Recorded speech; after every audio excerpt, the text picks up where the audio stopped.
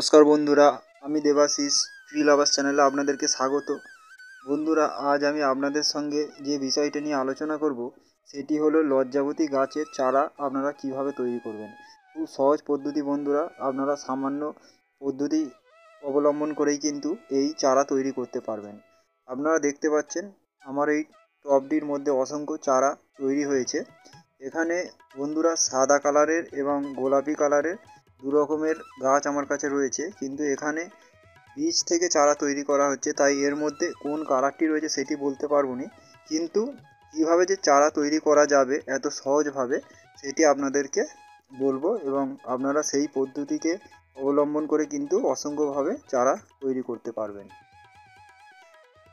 আপনারা এখানে দেখুন, এই টবের মধ্যে একটি বড় লজ্জাবতী গাছ ছিল এবং যেটি শুকনো হয়ে গিয়েছে।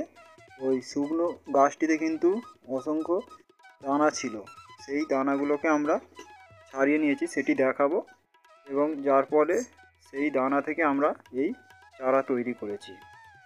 এবং আপনারা কিন্তু চাইলে মাটিতে কিংবা বালিতে এই দানা থেকে খুব সহজ পদ্ধতিতে চারা তৈরি করতে পারবেন। এর জন্য কোনো রকম সময়ের কোনো বর্ষাকাল, শীতকাল, গরমকাল, আপনারা যে কোনো টাইমেই এই গাছ থেকে বীজের থেকে চারা তৈরি করতে পারবেন। দেখুন, আমি এখানে কিছু বীজ সংগ্রহ করেছি ওই গাছটি থেকে, এবং এই বীজগুলো থেকেই কিন্তু আমি ওই চারা তৈরি করেছি। আপনারা দেখতে পাচ্ছেন এখন এখানে লজ্জাবতী গাছের কিছু বীজ রয়েছে, এবং একটু হালকা চাপ দিলেই বন্ধুরা কী হবে, এই দানাগুলো বাইরে বেরিয়ে আসবে, এবং খুব সাবধানতার সঙ্গে সেটি করতে হবে, কেননা এই গাছের প্রতিটি কাণ্ডে কিন্তু অসংখ্য কাঁটা রয়েছে, তাই কোনো রকমভাবে যাতে কাঁটা আপনার হাতে লেগে না যায় সে বিষয়ে যথেষ্ট সতর্ক থাকতে হবে।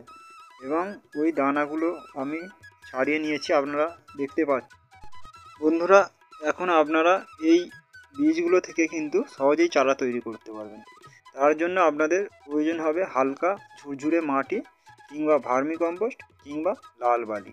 তবে আমার মতে আপনারা লাল বালিতে করলেই ভালো হয়, কারণ দানা যেহেতু আপনারা মাটির ওপরে যখন দেবেন তখন যদি মাটিতে জলের পরিমাণ বেশি থাকে এবং মাটি যদি খুব বেশি পরিমাণে ভিজে ভিজে থাকে, তাহলে কিন্তু এই বীজগুলো বন্ধুরা পচে যাবে, তাহলে কোনো রকমভাবেই কিন্তু গাছ বেরোবে না। তাই আপনারা লাল বালিটা ব্যবহার করবেন। লাল বালিটায় বন্ধুরা ব্যবহার করলে কি হবে, ওই বালিতে কিন্তু জল অতটা ধরে রাখবে না, কিন্তু হালকা ভেজা থাকবে, যাতে কিন্তু বীজ থেকে খুব সহজেই চারা তৈরি করতে পারবেন।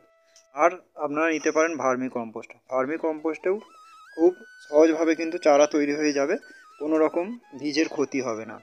তাই আপনারা আপনাদের কাছে যেটা সহজ পদ্ধতি বলে মনে হবে আপনারা সেটিকেই বেছে নেবেন, এবং বীজগুলোকে নিয়ে সেই মাটিতে কিংবা ভার্মি কম্পোস্টে কিংবা বালিতে ছড়িয়ে দেবেন। ছড়িয়ে দেওয়ার পরে হালকা করে ওপর থেকে জলে স্প্রে করে দেবেন। তারপর কিছুদিন সেটিকে ঠান্ডা প্লেসে রেখে দেবেন, অর্থাৎ সেমিসেটে রাখবেন, কখনোই রোদ্দুরে রাখবেন না। রোদ্দুরে রাখলে কি হবে, বীজ শুকিয়ে যাবে, তাহলে কিন্তু চারা বের হবে না। তাই আপনারা বালির ওপরে করুন, বালিতে খুব সুন্দরভাবে গ্রো হবে, এবং বালিটা হালকা জলে স্প্রে করবেন সব সময়, যাতে করে কি হবে, বীজটা ঠান্ডা থাকবে এবং খুব তাড়াতাড়ি কিন্তু বীজের জার্মিনেশন হবে। তো বন্ধুরা, আমি কিন্তু এখানে মাটি ইউজ করেছি, তাতেই কিন্তু আপনারা দেখতে পাচ্ছেন কত সুন্দরভাবে অসংখ্য চারা তৈরি হয়েছে, এবং আমার এই টবটিতে অসংখ্য চারা তৈরি হয়েছে। এখন আর এই টবেতে এদের রাখা যাবে না, আলাদা আলাদা করে এদেরকে রিপোর্ট করতে হবে, কেননা এতে যদি আমি অনেক দিন ধরে রেখে দিই তাহলে কিন্তু অসংখ্য শিকড়ে জড়াজড়ি করে কিন্তু গাছ আমার মারা যাবে, শিকড়ে জড়িয়ে যাবে, যার ফলে কি হবে, গাছ সমস্ত মারা যাবে, শুকিয়ে যাবে। তাই বন্ধুরা, আপনারাও এইভাবে সহজে বাড়িতে কিন্তু বীজ থেকে চারা তৈরি করে নিতে পারবেন। তো বন্ধুরা, এই ছিল আজকের ভিডিও। আপনারা আমার এই ট্রি লাভার্স চ্যানেলটিকে লাইক, কমেন্ট, শেয়ার এবং সাবস্ক্রাইব করে পাশে থাকবেন।